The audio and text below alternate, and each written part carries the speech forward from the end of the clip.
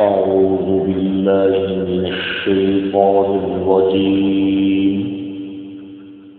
بسم الله الرحمن الرحيم.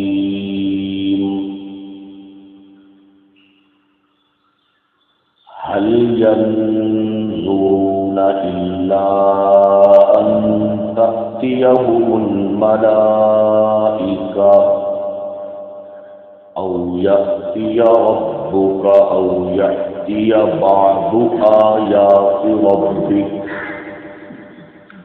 يوم يأتي بعض آيات ربك لا ينفع نفسا إيمانها لم تكن آمنت من قبل أو كسبت في إيمانها خيرا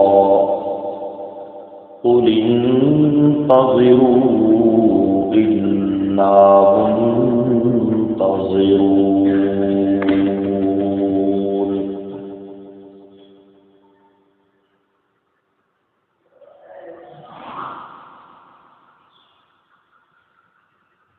نہیں انتظار کر رہے یہ لوگ مگر یہ کہ آ جائیں ان کے پاس فرشتے یا آ جائے تیرا پروردگار یا آ جائے تیرے رب کی بڑی نشانیوں میں سے کوئی نشانی. جس دن آئے گی تیرے رب کی نشانیوں میں سے کوئی نشانی نہیں نفع دے گا کسی جان کو اس کا ایمان لانا جو اس سے پہلے ایمان نہیں لایا تھا یا اس نے اپنے ایمان میں خیر نہیں کمائی تھی. کہہ دیجئے انتظار کرو بے شک ہم بھی انتظار کرنے والے ہیں.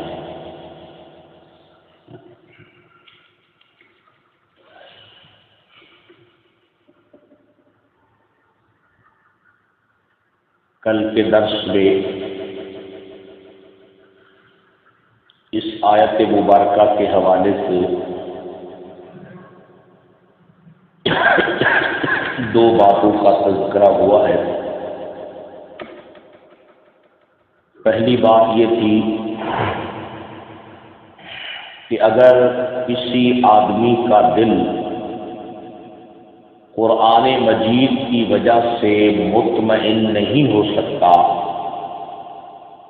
تو پھر کوئی اور ایسی نشانی ہے ہی نہیں جسے دیکھ کر اس کے دل کو اطمینان نصیب ہو جائے. قرآن مجید تمام حسی معنوی نشانیوں میں اتنی بڑی اور واضح اللہ کی قدرت کی نشانی ہے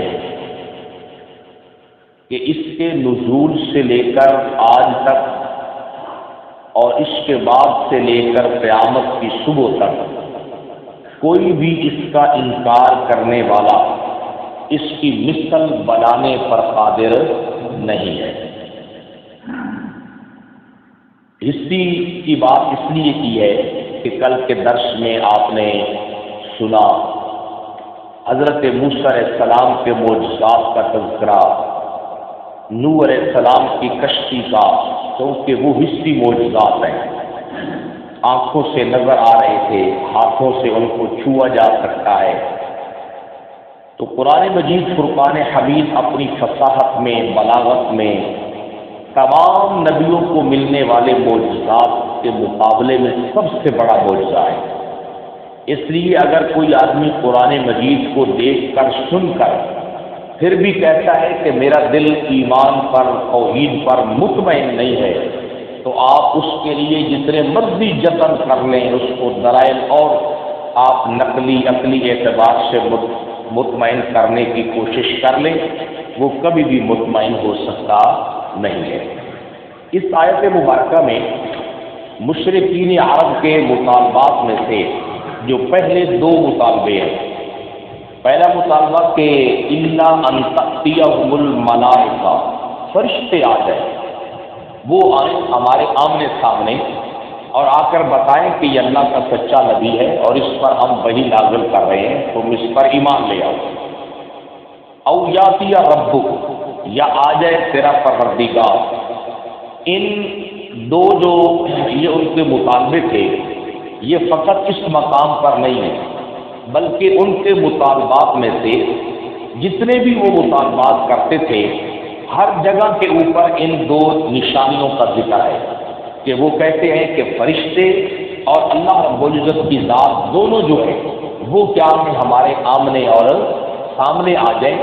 اور ہمیں آ کر بتائیں۔ اللہ کہے کہ میں تمہارا رب بول رہا ہوں، مجھے دیکھ لو، میں نے اس کو نبی اور رسول بنایا ہے، اور فرشتے ہمارے سامنے آ کر ہمیں بتائیں کہ ہم اللہ کی طرف سے بھیجے گئے ہیں اور یہ شخصیت تمہاری طرف نبی بنا کر مبعوث کی گئی ہے۔ دیکھیے ان میں سے 2-3 مقام آپ کے لیے میں عرض کرتا ہوں۔ حضرات مفسرین کرام رحمہم اللہ فرما رہے ہیں کہ وہ جتنے بھی نشانیوں کا بار بار تذکرہ کرتے اور اس کے بارے میں سوال کرتے، ان ہر جگہ کے اوپر یہ 2 نشانیاں جو ہے وہ ضرور مطالبہ کرتے ہیں۔ دیکھیے ذرا سورہ بنی اسرائیل میں اللہ رب العزت نے جب ان کے فرمائشی معجزات کا مطالبہ ذکر کیا اور وہ کہتے کہ لن نؤمن لک، ہم ہرگز ایمان نہیں لائیں گے تیرے اوپر، حتی تفجر لنا من الارض ينبوعا، یہاں تک کہ مکہ کی سرزمین میں تو ہمارے لیے پانی کے چشمے کیا کر دے، جاری کر دے۔ او تکون لک جنۃ من نخیل، یا یہ ہے کہ ہمارے لیے نہیں جاری کرتا، تیرے لیے باغاتوں، کھجوروں کے، انگوروں کے، پھر ان کے درمیان میں سے تو نہروں کو کیا کر دے، جاری کر دے۔ او تسقط السماء کما زعمت علینا کسفا، یہ ہمارے اوپر آسمان کو کیا کر دے، گرا دے۔ آگے ان کے یہ 2 مطالبے آگے، او تأتی باللہ، یا آ جائے اللہ، والملائکہ اور فرشتے، قبیلا آمنے سامنے، اللہ اور فرشتے ہمارے پاس آ جائیں، لیکن کس طرح؟ قبیلا آمنے سامنے۔ اب دیکھو ذرا ان کی اپنی روحانی علمی پرواز دیکھو کہ کہاں تک ہے، اور ان کے فرمائشی مطالبات دیکھو کہ کہاں تک ہے، کہ فرشتے اور اللہ کی ذات جو ہے وہ آئیں، اور صرف آئیں نہیں، قبیلہ ہمارے آمنے سامنے ہے، اور آمنے سامنے آ کر ہمیں تیرے بارے میں بتائیں کہ یہ ہماری طرف سے بھیجا گیا ہے، لہذا تم اس کی نبوت اور رسالت پر کیا لے آؤ، ایمان لے آؤ۔ اسی طرح آپ یہ دیکھیں آمنے سامنے کی مزید وضاحت جو ہے وہ 19ویں پارے کے آغاز میں اللہ رب العزت نے ذکر فرمائی ہے کہ مشرکین عرب جو ہے وہ کیا کہا کرتے تھے۔ فرمایا وقال الذین لا یرجون لقاءنا، اور کہتے ہیں وہ لوگ جو ہماری ملاقات کا یقین نہیں رکھتے، لولا انزل علینا الملائکہ، کیوں نہیں نازل کیے گئے ہمارے اوپر فرشتے، او نرا ربنا، یا ہم دیکھ لیں اپنے رب کو۔ سمجھ آئے گی؟ جب تک آمنے سامنے یہ دونوں چیزیں نہ، دیکھو یہاں پر بھی اللہ کا ذکر بھی ہے اور فرشتوں کا بھی ذکر ہے، یہ ان کی 2 نشانیوں کا مطالبہ تھا۔ اب ظاہر بات ہے آپ خود بتائیں کہ یہ 2 ایسی نشانیاں ہیں جن کا وقوع پذیر ہونا یہ ناممکن تھا۔ یہ کیا تھا؟ ناممکن تھا۔ سمجھا گیا کہ اللہ رب العزت جو ہے وہ زمین کے اوپر نزول فرمائے اور پھر وہ ہر بندہ جو ہے وہ آپ کو دیکھے اور اس کے آمنے سامنے آپ آ جائے، تو یہ ناممکن تو نہیں ہے، لیکن اس کا وقوع جو ہے وہ کیا تھا؟ ناممکن تھا۔ سمجھا گی؟ تو وہ اس قسم کی باتیں کرتے تھے کہ بھائی نہ ایک کم حسن کہ نہ اپنی ایمان لے سکتا ہے۔ سمجھ آئے گی؟ تاکہ جب بھی ہمیں کوئی بات کرے گا تو ہم کہیں گے چھوڑو یار وہ تو کلام ہے، ہم نے جو اس سے کہا ہے کہ جو فرشتہ اس کے پاس آتا ہے وہ ہمارے پاس نہیں آ سکتا، جو رب اس کے ساتھ کلام کرتا ہے وہ ہمارے ساتھ کلام نہیں کر سکتا، بس اللہ اور فرشتوں کو ہمارے آمنے سامنے لے آئے، نرا ربنا، صرف آمنے سامنے نہیں، ہم ان کو اپنی آنکھوں سے کیا کریں؟ دیکھ لیں۔ جب ہم دیکھ لیں گے تو پھر ہم اس کے اوپر کیا لے آئیں گے؟ ایمان لائیں گے۔ لیکن جب یہ نہ ان کو ہمارے آمنے سامنے لا سکتا ہے نہ ہم ان کو دیکھ سکتے ہیں، تو اس کے کہنے پر ہم ایمان بھی لا سکتے نہیں۔ سمجھیں گے؟ تو یہ ان کے 2 ایسے مطالبے تھے جو ضد ہٹ دھرمی کی بنیاد کے اوپر تھے، اور پھر جس مطالبے کو پورا کرنا ناممکن تھا، اس لیے وہ یہ باتیں کر رہے تھے تاکہ ہمیں ایمان لانے کی نوبت ہی پیش نہ آئے۔ اسی طرح اب آپ یہ دیکھیں کہ سورۃ البقرہ کے اندر بھی اللہ رب العزت نے اس بات کا تذکرہ کیا ہے، وہاں پر باقاعدہ یہی حل ینظرون کے الفاظ ہے، اور فرمایا کہ یہ لوگ جو انتظار کر رہے ہیں نا، یہ انہی چیزوں کا انتظار کر رہے ہیں۔ اب یہ دیکھو قرآن مجید ہمیں یہ چیزیں سنا رہا ہے، ہمیں ان چیزوں سے آگاہ کر رہا ہے، کس لیے؟ تاکہ ہمیں چاہیے کہ ہم قرآن مجید کو سن کر ہی اس بات کے اوپر کیا ہو جائے، مطمئن ہو جائے اور اس کے اوپر ایمان لے آئے۔ یہ نہیں ہے کہ اللہ کے کلام کو ہم سنیں اور کہیں کہ اس سے تو ہمیں بات سرے سے سمجھ بھی نہیں آ رہی، ہمیں سمجھانے کے لیے کسی اور چیز کا کیا کرو، انتظام کرو۔ دیکھو نبی پاک صلی اللہ علیہ وسلم جو ہے وہ قرآن مجید کو چھوڑ کر کسی اور چیز کی طرف گئے کہ چلو اگر تمہیں قرآن کے ذریعے سے سمجھ نہیں آ رہی تو میں کوئی اور چیز لاتا ہوں جس کے ذریعے سے تمہیں کیا ہے بات سمجھ میں آ جائے۔ نہیں، اور طرف جانے کی بھائی جان ضرورت ہی نہیں ہے، کیونکہ اللہ اپنے بندوں پر بڑا مہربان ہے، اور اللہ جس ترتیب سے اپنے بندوں کو سمجھانا چاہتا ہے، جس انداز سے، جس کتاب کے ذریعے سے اگر آپ اس کو چھوڑ دیں گے تو کسی اور ذریعے سے آپ اس کے بندوں کو سمجھا سکتے نہیں ہے۔ جو چیز اس کی طرف سے نازل کی گئی ہے اس کے بندوں کے لیے وہی چیز ہی ان کے لیے فائدہ مند ہے۔ دیکھیے ذرا، فرمایا هل ينظرون، نہیں انتظار کر رہے یہ لوگ، الا ان یأتیہم اللہ، مگر یہ کہ آ جائے ان کے پاس اللہ، فی ظلل من الغمام، بادل ہو اور ان بادلوں کے سائے میں وہ کیا ہے ہمارے پاس آ جائے۔ صرف اللہ آ جائے نہیں، بل ملائکہ، اور کون آ جائیں؟ فرشتے آ جائیں۔ سمجھا کہ وہ اصل میں یہ بات کرتے تھے، کہتے تھے کہ ہمیں ایمان لانے میں تو کوئی حرج نہیں ہے، لیکن بات یہ کہ ایسے میں ہم ایمان لے آئے، کم از کم جس رب نے اس کو نبی اور رسول بنا کر بھیجا ہے ہم اس رب کو اپنی آنکھوں سے دیکھیں، وہ ہمارے آمنے سامنے آ جائے، پھر ہم اس کے اوپر کیا لائیں گے؟ ایمان لائیں گے۔ اصل میں وہ چونکہ بیٹھتے تھے نا، بری صحبت جو ہوتی ہے وہ آدمی کو بڑی خراب کر دیتی ہے۔ سمجھے کہ شاید ہو سکتا ہے کہ آپ اس بات کے ساتھ اتفاق بھی کر لیں کہ بری صحبت اور بری مجلس جو ہے نا وہ آدمی کو کیا کرتی ہے؟ بہت زیادہ خراب کرتی ہے۔ وہ چونکہ ان کا یہودیوں کے ساتھ، عیسائیوں کے ساتھ اٹھنا بیٹھنا ہوتا تھا، اور نبی پاک صلی اللہ علیہ وسلم کی مخالفت میں ان کے پاس جانا، ان سے باتیں پوچھنا، سوالات پوچھنا کہ ہمیں کوئی ایسی باتیں بتاؤ، کچھ ایسے سوالات بتلاؤ جن کا وہ جواب نہ دے سکے اور ہم اس کے خلاف کیا ہے پراپوگنڈا کر سکیں۔ تو اصل میں مفسرین فرما رہے ہیں کہ یہ تو ان پڑھ لوگ تھے،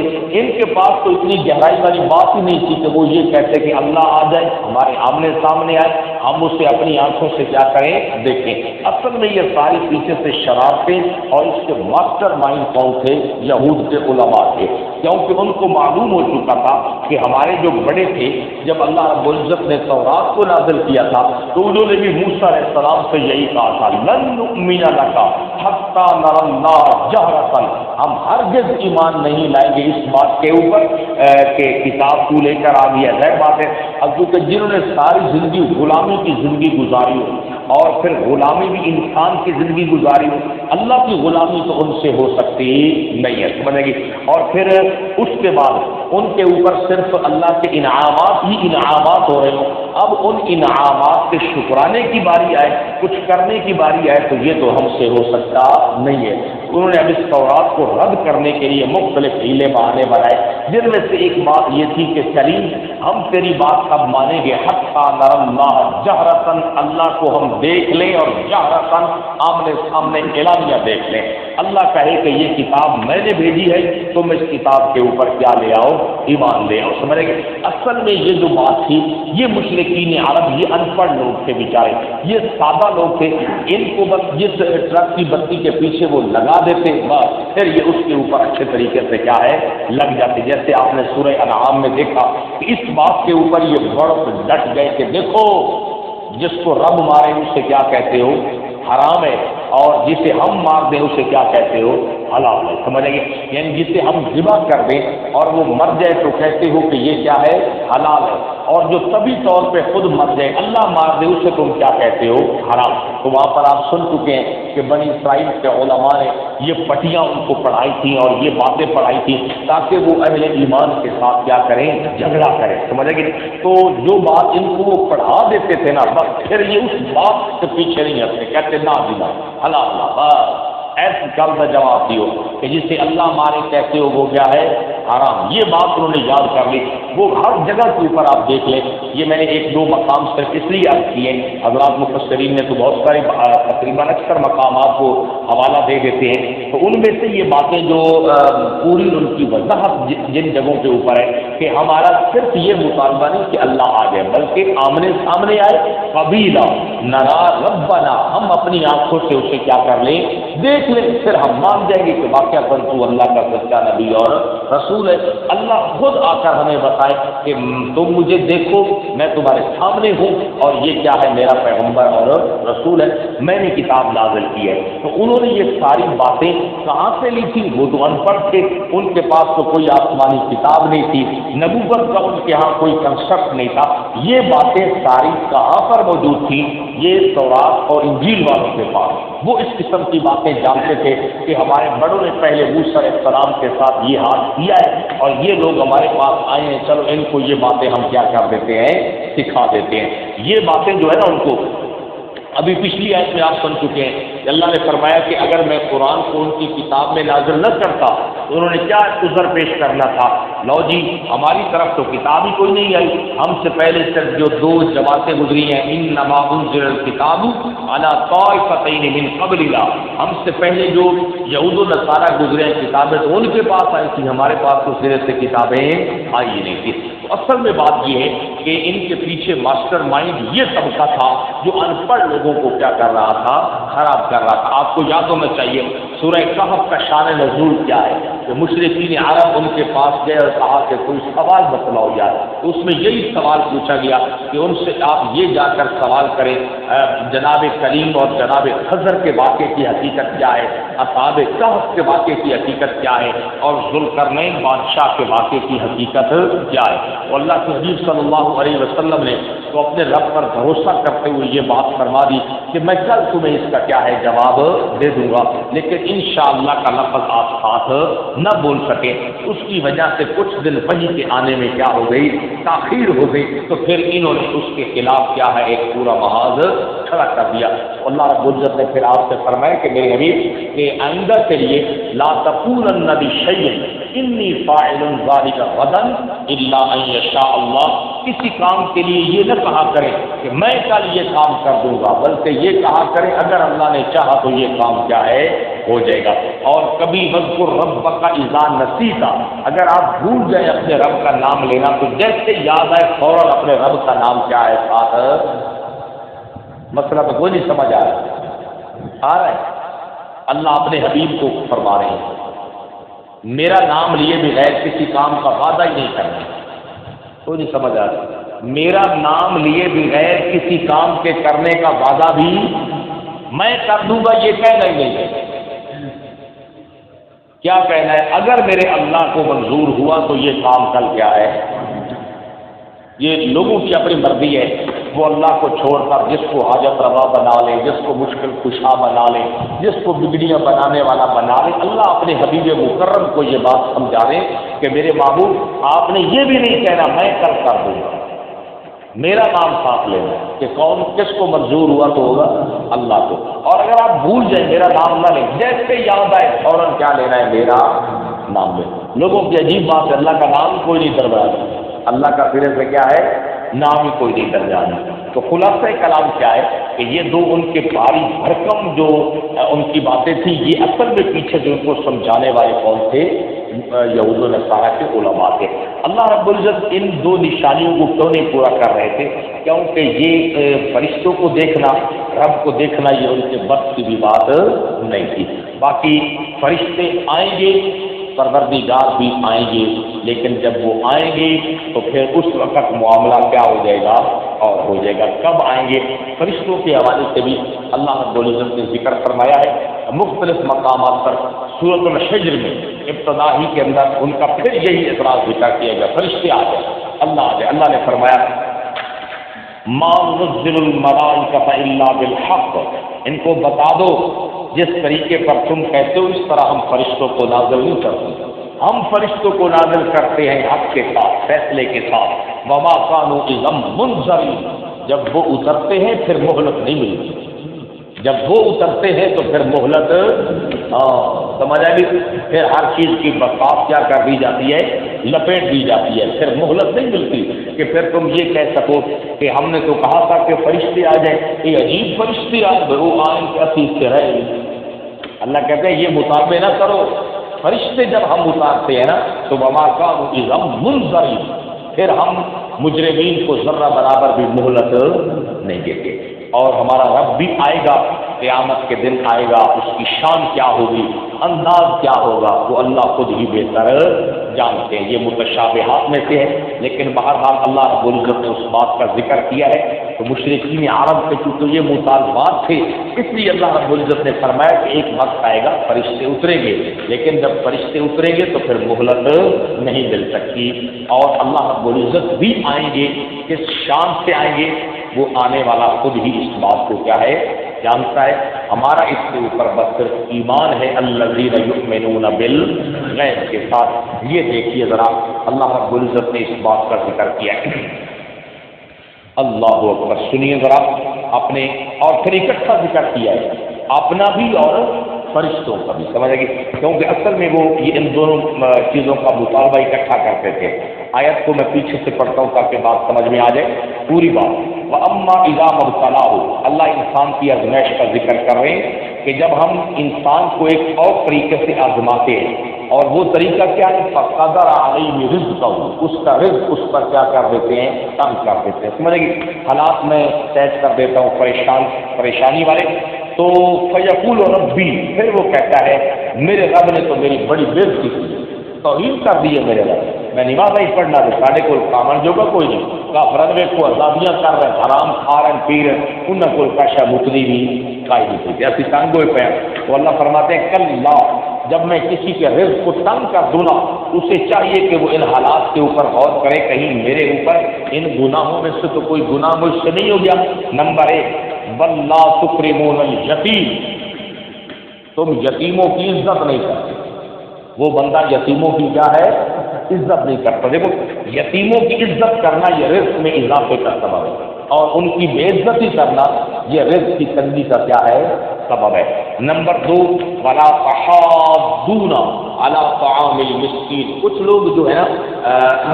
اللہ کی جانب سے صرف اپنے مال کو مسکین لوگوں پر لگانے کا حکم نہیں، اگر بندے کے پاس اپنا نہیں ہے نا تو اللہ کا حکم ہے کہ مالداروں کو ترغیب دو کہ یار فلاں غریب آدمی ہے، فلاں مسکین ہے، یتیم ہے، اللہ نے تجھے دیا ہے، تو اپنے مال کو ان کے اوپر کیا کر دے، خرچ کر دے۔ اللہ فرماتے ہیں وَلَا تَحَاضُّونَ، اور نہیں ترغیب دیتے تم عَلَىٰ طَعَامِ الْمِسْكِينِ، مسکینوں کو کھانا کھلانے کے اوپر، مسکینوں کو کیا ہے، کھانا کھلانے کے اوپر۔ تم کہتے ہو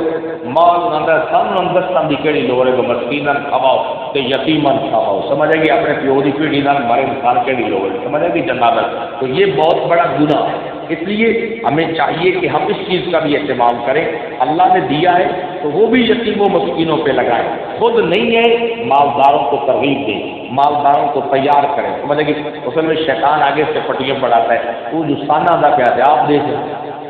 تو جو سالہ کا پیا دیکھیے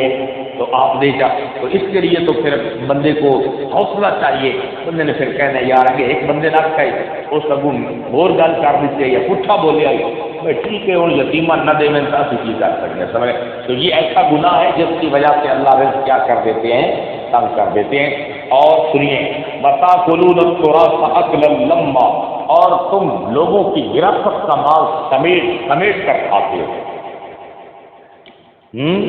وَتَأْكُلُونَ التُّرَاثَ، اور کھاتے ہو تم مال وراثت، أَكْلًا لَمًّا، سمیٹ کر، کیا ہے، مزے لے جاؤ، بڑے توجہ نال، ترتیبہ نال تے گرا دے نال تے حکمت عملی تے بصیرت دے نال ہے، مال ہی کھا گئے ہیں۔ ویکھو بادشاہ کسی نے پتہ لگا دیتا ہے، کھگاڑی نہیں دیتا کسی نے پتہ، ابھی کھا گئے ہیں۔ اور میں کہ لوگوں کا مال وراثت کھا جاتے ہو اور پھر کہتے ہو کہ رزق تنگ ہو گیا ہے اور اللہ نے ہماری ناقدری کی ہے، سمجھ آئے گی جناب۔ اس کے لیے بھائی اب وقت جو ہے وہ چونکہ بہت زیادہ ہو جاتا ہے، اس کے لیے بہت خاص جو ہے نا اہتمام کیا کریں کہ اگر ہمارے گھروں کے اندر کسی جگہ کے اوپر بھی بھائی مل کر اکٹھے رہتے ہیں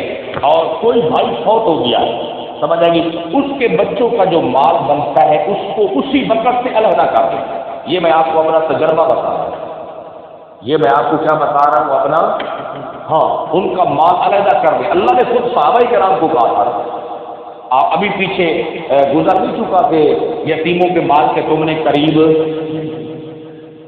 ابھی پیچھے گزر چکا ہے، اللہ نے فرمایا کہ ان کے مال کو اپنے مال کے ساتھ ملانا ہی نہیں ہے، سمجھ آئے گی، فرمایا کوئی سخت مجبوری ہو تو پھر ملانا ہے، سمجھ آئے گی کہ تمہیں یہ معلوم ہو کہ ان نماز سے ان مال بکرا ہوئے ساڈا بکرا ہوئے ساڈا بھی تھوڑا دیا ہے انہوں بھی تھوڑا دیا ہے، اس طرح کا پھر کی یہ بہت زیادہ پریشانی ہوگی۔ مل کر چلائیں گے تو کچھ تھوڑا بہت ان کا بھی فائدہ ہو جائے گا، ہمارا بھی فائدہ ہو جائے گا، لیکن یاد رکھیں یہ میں آپ کو اپنا چھوٹی عمر چھوٹا منہ بڑی بات جیسے کہتے ہیں بزرگوں کے سامنے، لیکن میں آپ کے سامنے ایک تجربہ بیان کر رہا ہوں، ایک حقیقت بیان کر رہا ہوں۔ اس مسئلے میں پھر میں نے دیکھا ہے نمازی پرہیزگار حاجی لوگ انتہائی زیادہ خراب ہوتے ہیں۔ گھر میں اگر کوئی اس قسم کا مسئلہ بن جائے، بھائی یا 3-4 مل کر رہتے ہیں، ایک بھائی فوت ہو گیا، اس کی جو کچھ کل اماؤنٹ بنتی ہے آپ کے پاس اس کو علیحدہ کر دو، یتیموں کو پتہ چل جائے یہ کیا ہے ہمارا مال، تاکہ کل کو بڑے ہونے کے بعد پھر کسی قسم کی پریشانی لازم نہیں، کیونکہ پھر جب پریشانی آتی ہے تو پھر سب سے پہلے شیطان یہ کہ مال نے کمایا کیے، سارا کچھ تو کمایا کیے بھائی، بہت ساری چیزیں جو ہے نا یہ تجربات سے آدمی کو کیا ہے حاصل ہوتی ہے۔ ایک اور بات بھی آپ کے لیے عرض کر دوں، یہ بھی بڑی ضروری بات ہے، صحیح آ گئی موقع کے اوپر کہ الحمدللہ میں نے خود بھی شادی کی، نکاح کیا، اور جتنی اللہ کی توفیق تھی لوگوں کو کھانا بھی کھلایا اور کچھ لوگوں سے لیا دیا اللہ کی رضا کے لیے، اور اس کی وجہ سے اور لوگ بھی ماشاءاللہ کرتے ہیں، لیکن ایک میں نے تجربہ کیا، یہ اب مجھے تجربہ ہو گیا، آپ بے شک کسی سے کچھ نہ لیں، آپ کی مرضی ہے، لیکن میں آپ کو بتا رہا ہوں کسی کے ہاتھ جاتے ہیں کچھ نہ کچھ ضرور لکھوا کر، بعد میں جو میں تبصرے سنتا ہوں نا تو پھر بہت مجھے شرمساری ہوتی ہے کہ دیکھو، حالانکہ ان کو میں بتاتا بھی ہوں کہ آپ کو یاد کرنا چاہیے کہ جن کے بارے میں آپ بات کر رہے ہیں انہوں نے بھی آپ کو بلایا تھا لیکن کچھ لیا دیا، وہ ادھر کیڑا پتا سی کا شدے آئے ہوئے اصل میں چپ کر کے مجھے گھر چھوڑے، انتہائی نازیبا گفتگو کرتے، اور اگر جان بین سے آپ لینا چاہتے ہیں بے شک لیں، لیکن لکھ کر رکھیں اضافی پیسے نہیں دیں، آپ 1000 دے کر آئے ہیں، واپسی بھی کتنا لینا ہے، 1000 لینا، 1100 نہیں لینا، یہ سود بن جائے گا، سمجھ آئے گی۔ اور اگر آپ کو اللہ نے اتنا فہم اور بھروسہ دیا ہے کہ آپ کہتے ہیں میں نے تو نہیں لینا، لیکن آپ جائیں کھائیں تو ضرور کچھ دے کر آئیں، یہ میرا ایک تجربہ ہے، باقی آپ نہ بھی کریں تو آپ کی اپنی مرضی ہے۔ مجھے اس بات کا بہرحال جو ہے نا ادراک ہو چکا ہے، جو زمانے میں کچھ باتیں تجربے سے حاصل ہوتی ہے نا وہ میں آپ کو بتا رہا ہوں، سمجھ گی۔ وَتَأْكُلُونَ التُّرَاثَ أَكْلًا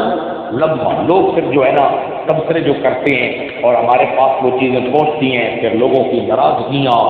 غصے، پھر جناب والا بچیوں تک کی حسین میں معاملات الامان والخفی، سمجھ آئے گی۔ وَتَأْكُلُونَ التُّرَاثَ أَكْلًا لَمًّا، اور کھاتے ہو تم وراثت کا مال سمیٹ کر، وَتُحِبُّونَ الْمَالَ حُبًّا جَمًّا، اور محبت کرتے ہو تم مال سے کوٹ کر، کَلَّا ہرگز نہیں، اِذَا دُکَّتِ الْأَرْضُ دَکًّا دَکًّا، جب زمین کو کوٹ دیا جائے گا ریزہ ریزہ کر کے، زمین کو کوٹ دیا جائے گا ریزہ ریزہ، بس ہمارا عنوان آ گیا، وَجَاءَ رَبُّكَ، اور آ جائے گا تیرا رب، اور آ جائے گا جس رب کا یہ مطالبہ کرتا ہے کہ رب آ جائے وہ آ جائے گا، لیکن قیامت والے کب آئے گا؟ قیامت والے دن۔ وَجَاءَ رَبُّكَ، اور آئے گا تیرا پروردگار بھی، وَالْمَلَكُ، اور فرشتے بھی، صَفًّا صَفًّا، فرشتے ہوں گے کس میں؟ صفوں کے اندر۔ تو یہ ان کے دو بڑے مطالبات تھے، اللہ نے ان کے یہ دونوں مطالبات پورے کرنے ہیں، لیکن ہر کام کے پورے ہونے کا اللہ کے ہاں کیا ہے؟ ایک وقت مقرر ہے۔ باقی اس آیت مبارکہ کا دوسرا حصہ کا اللہ